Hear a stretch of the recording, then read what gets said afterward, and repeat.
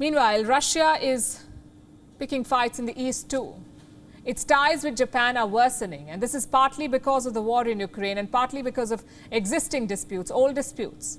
You see, for the last 70 years, Japan and Russia have squabbled over 4 islands. Tokyo calls them northern territories. Moscow calls them the Kuril Islands. On your screen is their exact location. During the Second World War, the Soviets took control of these islands, and since then they have remained with Moscow. Japan has tried to get them back, but all attempts have failed. These islands remain disputed in the control of Russia. And despite the dispute, both sides have maintained peace or some semblance of it. They have given each other certain rights. They've allowed each other to fish in these waters. In 1998, Russia and Japan signed a fishing pact to formalize this, and now this pact has been scrapped. Russia has suspended it. Why? Because of the war in Ukraine. Japan has sanctioned Russia for the war, and Russia has returned the favor. But that's not the reason they're citing. Russia says it has suspended the fishing pact because Japan has not fulfilled its financial obligations. What kind of obligations? Russia says Japan was supposed to make payments to them, and this payment is in return for fishing rights in these waters. Apparently, Japan has not paid. It has defaulted on those payments, so the pact has been called off. Now, Japan has called this decision regrettable. It says the payments Moscow is talking about are related to something else, to a development project in the Sakhalin Islands, and not to the islands that Japan stakes claim to, not the Kuril Islands.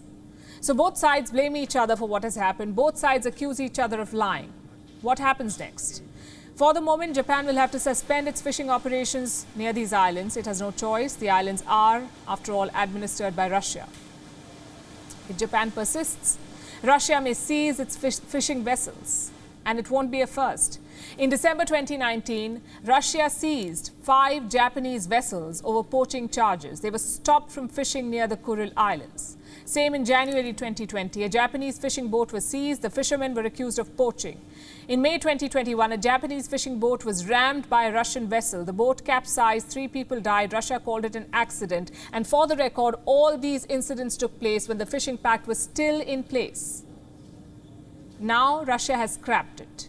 Japan is worried that such seizures and accidents may increase in number. What about Russia? What does Russia fear? It fears that the Kuril Islands may end up becoming an American base, a base to monitor Russian activity, also to deploy American missile systems if the need arises.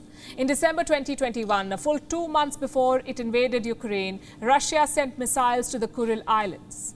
It built accommodation for soldiers. It set up a hangar for vehicles and set up other infrastructure. Then in March this year, Russia held a military drill on these islands. Over 3,000 Russian troops simulated a counterattack against enemy forces. So Moscow has slowly been legitimizing its control on the Kuril Islands, the seizure of fishing vessels, the deployment of missiles, the large-scale military drills, and now this, the suspension of a fishing pact with Japan. They all reveal Russia's plans for the Kuril Islands. The question is, how long will Japan sit and watch? It is arming itself. It is acquiring new jets. Japan is shifting its strategic posture to defend itself in the face of new threats.